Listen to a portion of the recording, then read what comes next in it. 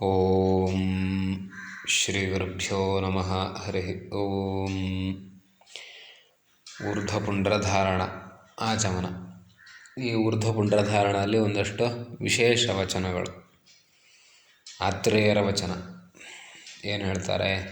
ಸಂಧ್ಯಾ ಜಪಸ್ತರ್ಪಣಂಚ homo ದಾನಂ ಸುರಾರ್ಚನಂ ಶ್ರಾದ್ದಮಧ್ಯಯನಯಜ್ಞೋ ಜ್ಞಾನಯೋಗಸ್ತಪಃ ಕೃತ ಭಸ್ಮೀ ಭವತಿ ತತ್ಸರ್ವಂ ಊರ್ಧ್ವಪುಂಡ್ರಂ ವಿನಾಕೃತಂ. ಊರ್ಧ್ವಪುಂಡ್ರ ಹಚ್ಚದೇ ಇದ್ದರೆ ನೀರಲ್ಲೋ ಗೋಪಿಚಂದನದಲ್ಲೋ ತುಳಸಿ ಮೃತ್ತಿಕೆಯಲ್ಲೋ ಅಥವಾ ಭಸ್ಮದಲ್ಲೋ ಯಾವುದರಲ್ಲೋ ಒಟ್ಟು ಹಚ್ಚಬೇಕು. ಹಚ್ಚದೇ ಇದ್ದರೆ ಏನೆಲ್ಲ ಆಗತ್ತೆ? ಸಂಧ್ಯಾ ಜಪ ತರ್ಪಣಂಚ ಹೋಮ ದಾನಂ ಸುರಾರ್ಚನಂ. ಸಂಧ್ಯಾ ವಂದನೆ, ಜಪ, ತರ್ಪಣ, ಹೋಮ, ದಾನ, ಸುರಾರ್ಚನ ದೇವತಾರ್ಚನ ದೇವರ ಪೂಜೆ, ಶ್ರಾದ್ದಂ ಅಧ್ಯಯನಂ, ಯಜ್ಞ, ಯೋಗ ತಪಃ ಕ್ರಿಯಾ ಎಲ್ಲ ಅನುಷ್ಠಾನಗಳು ಕರ್ಮಾನುಷ್ಠಾನಗಳು ಭಸ್ಮೀಭವತಿ ತತ್ಸರ್ವಂ ಅವೆಲ್ಲ ಬೂದಿ ಅಂದರೆ ವ್ಯರ್ಥ ಅಂತ ಅರ್ಥ. ಬೂದಿಗೆ ಸಮ. ಅವೆಲ್ಲ ಏನು ಉಪಯೋಗ ಆಗೋದಿಲ್ಲ. ಅವು ಮಾಡಿದ್ದಷ್ಟೇ ಹೊರತು ಬಿಟ್ಟರೆ ಅದರಿಂದ ಉಪಯೋಗ ಏನೂ ಇಲ್ಲ ಅಂತ. ಭಸ್ಮೀಭವತಿ ತತ್ಸರ್ವಂ ಊರ್ಧ್ವಪುಂಡ್ರಂ ವಿನಾಕೃತಂ. ಊರ್ಧ್ವಪುಂಡ್ರ ಇಲ್ಲದೆ ಆ ಕರ್ಮಗಳನ್ನೆಲ್ಲ ಮಾಡಬಾರ್ದು. ಮಾಡಿದರೆ ಅದೆಲ್ಲ ವ್ಯರ್ಥ ಆಗುತ್ತೆ ಅನ್ನೋಂಥ. ಅಂದರೆ ಮಾಡಬೇಕು ಅಂತ ಅಷ್ಟು ಇಂಪಾರ್ಟೆನ್ಸ್ ಕೊಟ್ಟು ಹೇಳಿದ್ದವರು. ಮಾಡಲೇಬೇಕು, ಮಾಡದೆ ಮುಂದಿನ ಕೆಲಸ ಮಾಡಲಿಕ್ಕೆ ಬರೋದಿಲ್ಲ. ಅದೊಂದು ಎಲಿಜಿಬಿಲಿಟಿ ಇದ್ದಾಗೆ. ಮುಂದೆ ಮಾಡುವ ಕರ್ಮಾಂಗಗಳಿಗೆ ಊರ್ಧ್ವಪುಂಡ್ರ ಧಾರಣ ಒಂದು ಎಲಿಜಿಬಿಲಿಟಿ. ಆ ಎಲಿಜಿಬಿಲಿಟಿ ಇದ್ದರೆ ಎಂಟ್ರೆನ್ಸ್ ಪಾಸ್ ಆದರೆ ಮುಂದಿಂದೆಲ್ಲ. ಎಂಟ್ರೆನ್ಸಲ್ಲೇ ಸಿಕ್ಕಾಕೊಂಡ್ಬಿಟ್ರೆ ಮುಂದಿಲ್ಲ. ಹಾಗೆ ಮತ್ತು ಪುಣ್ಯಕ್ಷೇತ್ರ ಸಮುದ್ಭೂತಾಂ ಮೃದಮಾದಾಯ ವೈಷ್ಣವೀಂ ಪ್ರಣವಾದ್ಯೇನ ಮೂಲೇನ ಕರ್ಮಾರಂಭೆ ಪುನರ್ಜಪೇತ್ ದ್ವಾರಪತ್ಯಾಂ ಪ್ರಜಾಗೇ ಚ ಸಾಲಗ್ರಾಮಾಚಲೇ ತಥಾ ನೈಮಿಷೇ ಸರಯೂತೀರೆ ಕೌರ್ಮೆ ವೇದಾಚಲೇ ತಥಾ ವೆಂಕಟಾದ್ರೌ ಚ ಸಿಂಹಾದ್ರೌ ತಥಾ ನಾರಾಯಣಾಚಲೇ ಗೃಹೀತ್ವಾ ಮೃತ್ತಿಕಾಂ ರಮ್ಯಾಂ ಲಲಾಟೆ ಧಾರಯೇತ್ ತಥಾ. ಪುಣ್ಯಕ್ಷೇತ್ರಗಳಿಂದ ಮೃತ್ತಿಕೆ ತರಬೇಕು ಅಂದರೆ ಮಣ್ಣನ್ನು. ಯಾವುದೋ ದ್ವಾರಾವತಿ, ದ್ವಾರಕ, ಪ್ರಯಾಗ, ಸಾಲಗ್ರಾಮ, ಹಿಮಾಲಯದಲ್ಲಿ ಗಂಡಕಿ ನದಿಯ ತೀರದಲ್ಲಿರುವಂಥದ್ದು ಸಾಲಗ್ರಾಮ ಅಂತ ಅದೊಂದು ಕ್ಷೇತ್ರ. ನೈಮಿಷಾರಣ್ಯ, ಸರಯೂ ನದಿ ತೀರ, ಹೀಗೆ ಎಲ್ಲ ವೈಷ್ಣವ ಕ್ಷೇತ್ರಗಳು.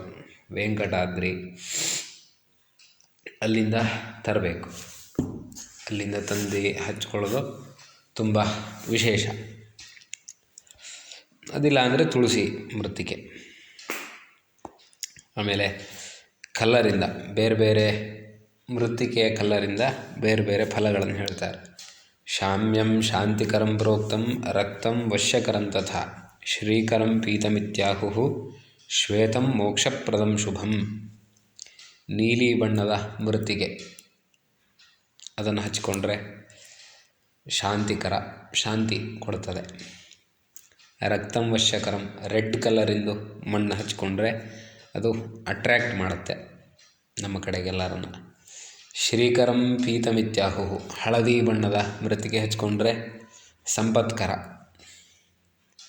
ಶ್ವೇತಂ ಮೋಕ್ಷಪ್ರದಂ ವೈಟ್ ಕಲರಿಂದ ಹಚ್ಕೊಂಡ್ರೆ ಮೋಕ್ಷಪ್ರದ, ಮೋಕ್ಷ. ಈ ರೀತಿ ಒಂದೊಂದು ಕಲರಿಂದ ಬೇರೆ ಬೇರೆ ಫಲಗಳು. ಮತ್ತು ಯಾವ ಬೆರಳಿಂದ ಹಚ್ಚಬೇಕು?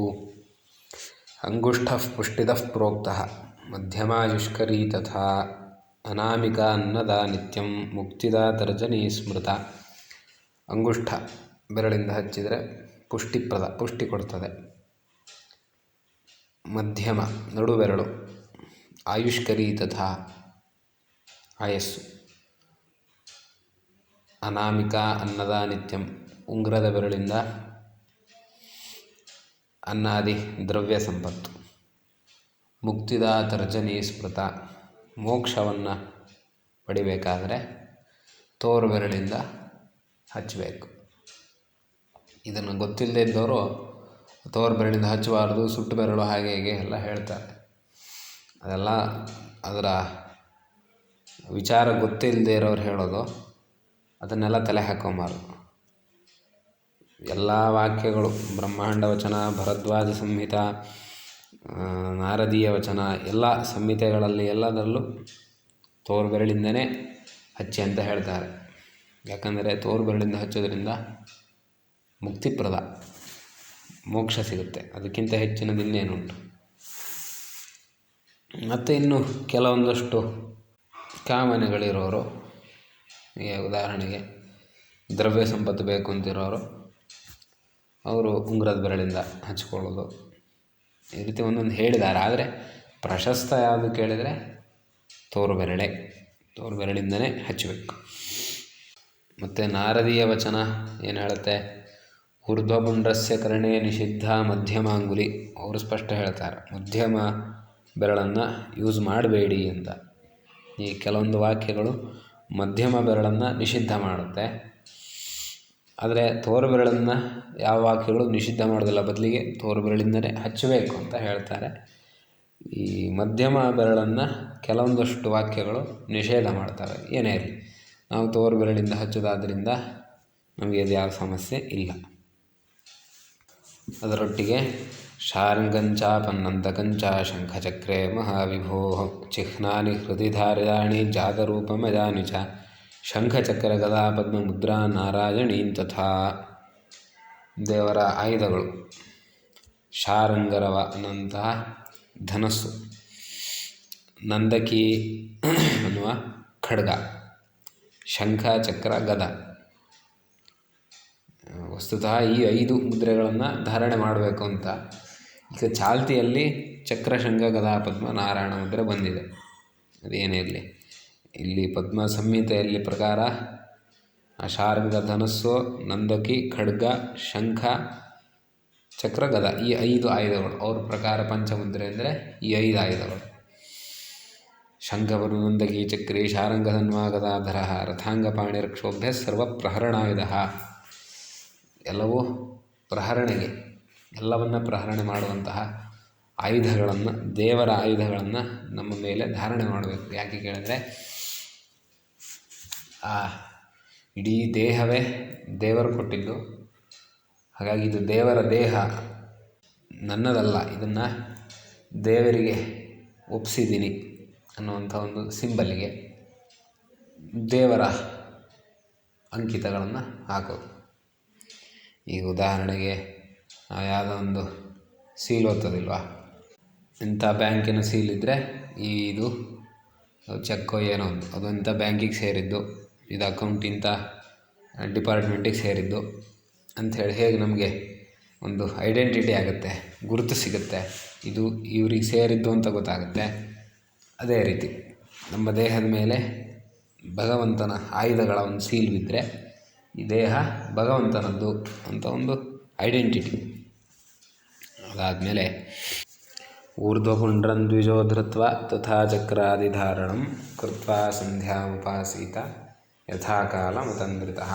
ಈಗ ಊರ್ಧ್ವಪುಂಡ್ರ ಧಾರಣೆ ಆಯಿತಾ, ಆಚಮನ ಆಯಿತು. ಇನ್ನು ಕೃತ್ವಾ ಸಂಧ್ಯಾಮುಪಾಸೀತ, ಈಗ ಸಂಧ್ಯಾವಂದನೆ ಮಾಡಿ. ಸಂಧ್ಯಾವಂದನೆ ಮಾಡೋದಕ್ಕೂ ಮುಂಚೆ ಮಾರ್ಜನೆ ಆಗಬೇಕು.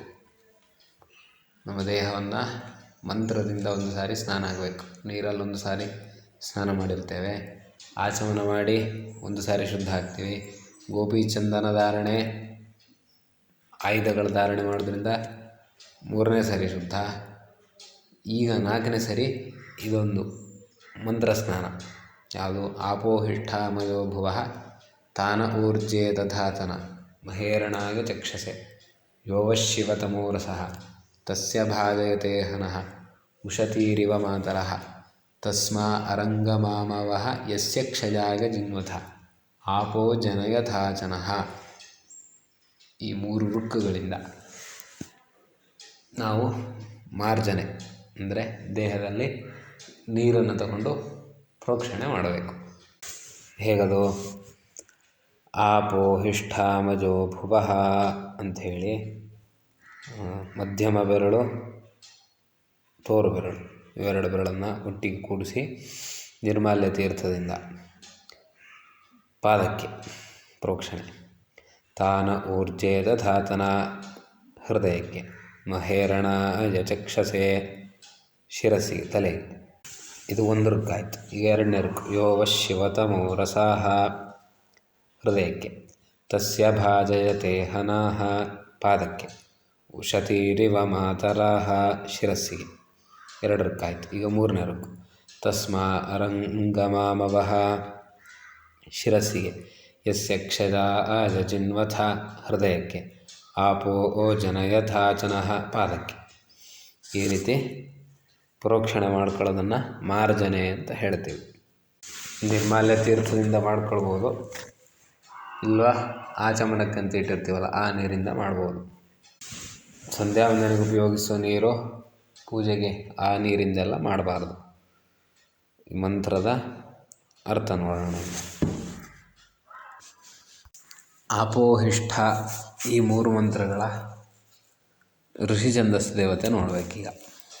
ಯಾವುದೇ ಮಂತ್ರವನ್ನು ಅರ್ಥ ಮಾಡಬೇಕಾದ್ರೆ, ಉಪಯೋಗ ಮಾಡಬೇಕಾದ್ರೆ ಈ ಮೂರನ್ನು ಕಂಪಲ್ಸರಿ ತಿಳಿದಿರಬೇಕು. ಆ ಮಂತ್ರವನ್ನು ಕಂಡುಕೊಂಡಂತಹ ಋಷಿ ಯಾರು, ನಿಜವಾಗಿ ವೇದ ಮಂತ್ರಗಳನ್ನು ಯಾರು ಕೂತ್ಕೊಂಡು ಯೋಚನೆ ಮಾಡಿ ಬರೆದಿದ್ದಲ್ಲ. ಆ ಮಂತ್ರಗಳು ಆ ಋಷಿಗೆ, ಆ ಜ್ಞಾನಿಗೆ ಅದು ಅನುಭವ ಆಗಿತ್ತು. ಅವನ ಅನುಭವವನ್ನು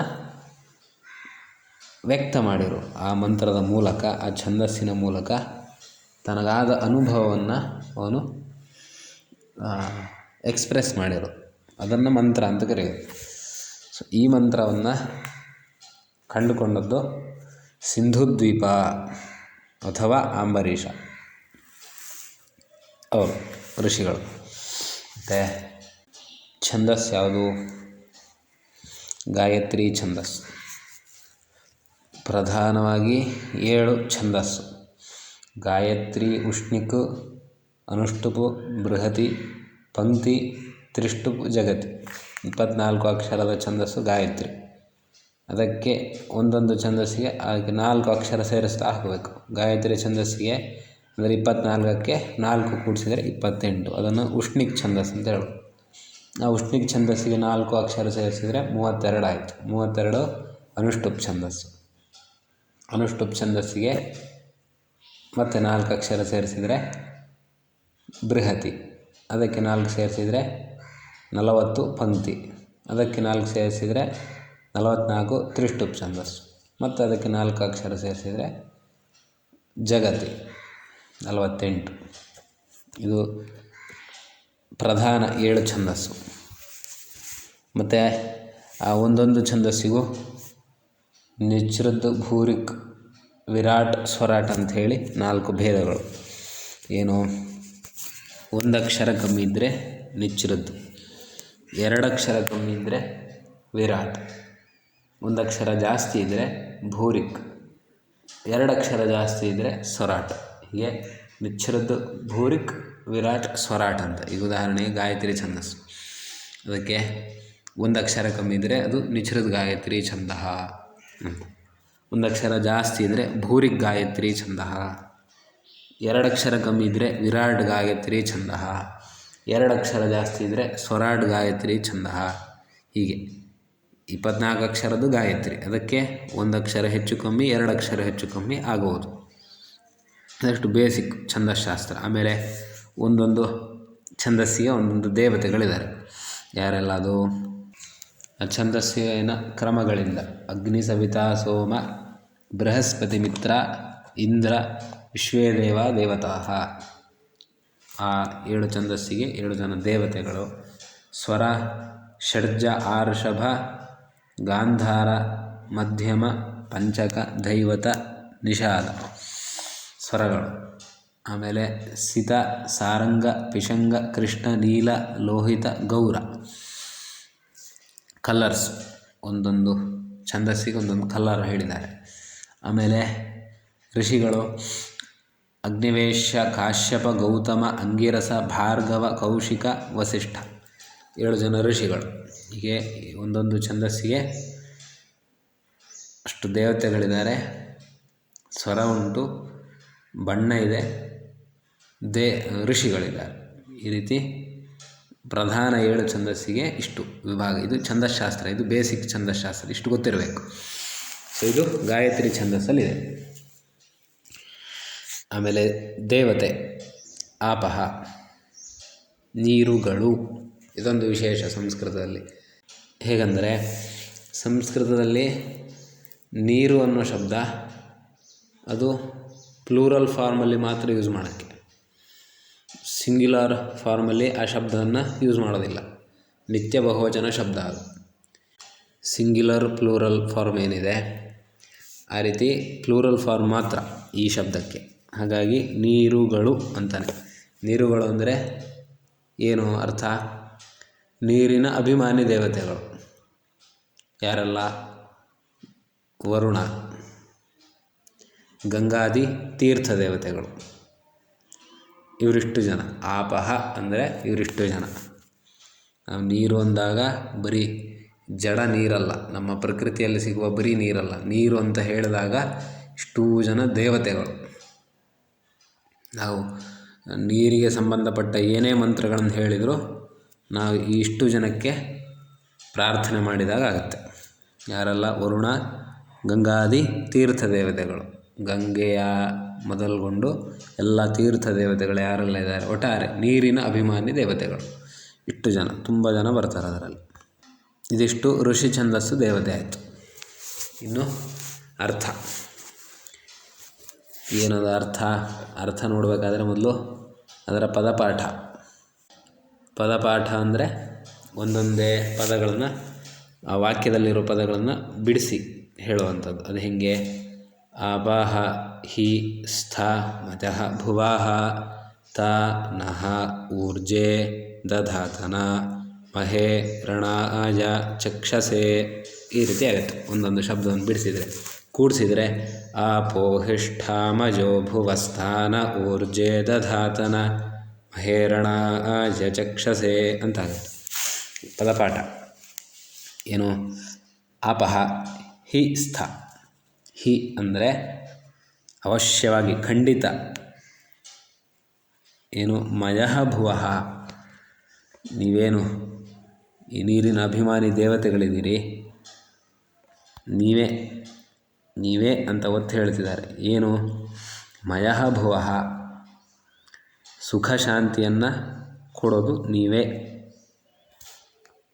ಜಾಯ್, ಹ್ಯಾಪಿನೆಸ್ ಮತ್ತು ಪೀಸ್, ಶಾಂತಿ, ಅದನ್ನು ಕೊಡೋರು ನೀವು. ತಾಹ ನಹ ಊರ್ಜೆ ದಧಾತನ, ಅಂತಹ ನೀವುಗಳು ನಹ ನಮಗಳಿಗೆ ಊರ್ಜೆ ದಧಾತನ. ಊರ್ಜೆ ಅಂದರೆ ಬಲ. ನಮ್ಮನ್ನು ಎನರ್ಜೈಸ್ ಮಾಡಿ, ನಮಗೆ ಶಕ್ತಿ ಕೊಡಿ. ಯಾಕೆ? ಸುಮ್ಮನೆ ನಾವೇನು ಊಟ ಮಾಡಿ ತಿಂದು ಮಲ್ಗೋಕ್ಕಲ್ಲ ನಮಗೆ ಶಕ್ತಿ. ಯಾಕೆ? ಮಹೇರಣಾಗೆ ಚಕ್ಷಸೆ. ನಾವು ದೇವರ ಅನುಷ್ಠಾನವನ್ನು ಮಾಡ್ತೀವಿ, ಅಧ್ಯಾತ್ಮ ಮಾರ್ಗದಲ್ಲಿ ಹೋಗ್ತೀವಿ. ಮಹತ್ತರವಾದ್ದನ್ನು. ಯಾರು ಮಹತ್ತರವಾದವರು? ಭಗವಂತೊಬ್ಬನೇ. ಆ ಶ್ರೇಷ್ಠವಾದ, ಮಹತ್ತರವಾದ, ರಮಣೀಯವಾದ ಭಗವಂತನನ್ನು ನಾವು ನೋಡಬೇಕು, ಎಕ್ಸ್ಪೀರಿಯೆನ್ಸ್ ಮಾಡಬೇಕು. ಆ ಮಾರ್ಗದಲ್ಲಿದ್ದೀವಿ. ಹಾಗಾಗಿ ನಮಗೆ ಶಕ್ತಿ ಕೊಡಿ, ಎನರ್ಜೈಸ್ ಮಾಡಿ ನಮ್ಮನ್ನು. ಇದು ಮೊದಲನೇ ರುಕ್ಕಿನ ಅರ್ಥ. ಎರಡನೇ ರುಕ್ಕು. ಯೋ ವಃ ಶಿವತಮೋರಸಸ್ತಸ್ಯ ಭಾಜಯತೆ ಹನಃ ಉಷತೀರಿವ ಮಾತರಃ. ಯಹ ವಹ, ನಿಮ್ಮ ಶಿವತಮಃ, ಕಲ್ಯಾಣಕರವಾದಂತಹ, ಶುದ್ಧವಾದಂತಹ ರಸ, ನಿಮ್ಮ ಕ್ವಾಲಿಟಿ ಏನಿದೆ ಅದನ್ನು ನಹ ಇಹ ಭಾಜಯತ, ಆ ಕ್ವಾಲಿಟಿಯನ್ನು, ಆ ಶಿವತಮವಾದ, ಶುಭಕರವಾದ, ಕಲ್ಯಾಣಕರವಾದ ನಿಮ್ಮ ಕ್ವಾಲಿಟಿಯನ್ನು ನಮಗೆ ಭಾಜಯತ, ನಮ್ಮಲ್ಲಿ ತುಂಬಿ. ಯಾಕೆ? ನಮಗೆ ಅದನ್ನು ಸೇವನೆ ಮಾಡಿಸಿ. ಹೇಗೆ? ಉಷತೀಹಿ ಇವ ಮಾತರಃ. ಹೇಗೆ? ತಾಯಿ, ಒಬ್ಬಳು ತಾಯಿ ಆ ಸಣ್ಣ ಮಗುವಿನ ಒಳಿತನ್ನು ಬಯಸ್ತಿರ್ತಾಳೆ. ಸಣ್ಣ ಮಗು ಆ ತಾಯಿಯ ಎದೆ ಹಾಲಿನಿಂದಲೇ ಅದಕ್ಕೆ ಪುಷ್ಟಿ ಹೇಗೆ ಸಿಗುತ್ತೋ ಅದೇ ರೀತಿ ನೀವುಗಳು ನಮ್ಮನ್ನು ಮಕ್ಕಳು ಅಂತ ತಿಳಿದು ನಿಮ್ಮ ಅಂಶವನ್ನು ನಮಗೆ ಸೇವನೆ ಮಾಡಿಸಿ. ಉಷತೀಹಿ ಇವ ಮಾತರಃ ಅಂತ ಹೇಳ್ತಿದ್ದಾರೆ. ಅಂದರೆ ಆ ಋಷಿ ಆ ನೀರನ್ನು ಒಂದು ಜಡ ನೀರು ಅಂತ ನೋಡ್ತಾ ಇಲ್ಲ, ಅದನ್ನು ತಾಯಿಗೆ ಹೋಲಿಸಿ ಅದರ ಹತ್ರ ಆ ನೀರಿನ ದೇವತೆಗಳ ಹತ್ರ ಪ್ರಾರ್ಥನೆ ಮಾಡ್ತಿದ್ದಾನೆ. ಉಷತೀಹಿ ಇವ ಮಾತರಃ ತಸ್ಯ ಇಹ ಭಾಜಯತ ನಃ ಅಂತ. ಹೇಗೆ ತಾಯಂದಿರಿಗೆ ಮಕ್ಕಳಲ್ಲಿ ಪ್ರೀತಿ ಇರುತ್ತೋ ಆ ರೀತಿ ನೀವು ನಮ್ಮನ್ನು ಟ್ರೀಟ್ ಮಾಡಿ ಅಂತ ಪ್ರಾರ್ಥನೆ ಮಾಡ್ತಾ. ಇದು ಎರಡನೇ ರುಕ್ಕಿನ ಅರ್ಥ. ತಸ್ಮಾ ಅರಂಗಮಾಮವೋ ಯಸ್ಯ ಕ್ಷಜಾ ಯಜಿನ್ವಥ ಆಪೋ ಜನಯಥಾಚನಃ. ಏನು? ಆಪೋ ಜನಯಥಾಚನಃ, ನಮ್ಮನ್ನು ಪವರ್ಫುಲ್ಲಾಗಿ ಎನರ್ಜೆಟಿಕ್ಕಾಗಿ ದೇಹದಿಂದ ಮನಸ್ಸಿನಿಂದ ಎರಡರಲ್ಲೂ ಯಾವ ರೀತಿ ನಿಮ್ಮ ಆ ಕ್ವಾಲಿಟಿ ಏನು ಶುದ್ಧ ಮಾಡುವಂತಹ, ತೃಪ್ತಿ ಮಾಡುವಂತಹ ಆ ನಿಮ್ಮ ಏನು ಕ್ವಾಲಿಟಿ ಇದೆ ಅದನ್ನು ನಾವು ಪರಿಪೂರ್ಣವಾಗಿ ನಿಮ್ಮನ್ನು ಸೇವನೆ ಮಾಡ್ತೇವೆ. ನಮಗೆ ಪುಷ್ಟಿಪ್ರದವಾಗುವಂತೆ ಅನುಗ್ರಹ ಮಾಡಿ. ಈ ಮೂರು ರುಕ್ಕಿನ ಅರ್ಥ ಇಷ್ಟು. ನಾವು ಮಾರ್ಜನೆ ಮಾಡುವಾಗ ಏನು ಚಿಂತನೆ, ಈ ಅರ್ಥದ ಚಿಂತನೆ ಜೊತೆಗೆ ಏನು ಮಾಡಬೇಕು? ಎಲ್ಲ ನೀರಿನ ಅಭಿಮಾನಿ ದೇವತೆಗಳು ಅವರನ್ನು ಸ್ಮರಣೆ ಮಾಡ್ತಾ ಅವರನ್ನು ಪ್ರಾರ್ಥನೆ ಮಾಡಬೇಕು. ನಮ್ಮನ್ನು ಶುದ್ಧರನ್ನಾಗಿ ಮಾಡಿ ಶರೀರದಲ್ಲಿ ಪುಷ್ಟಿ ಮತ್ತು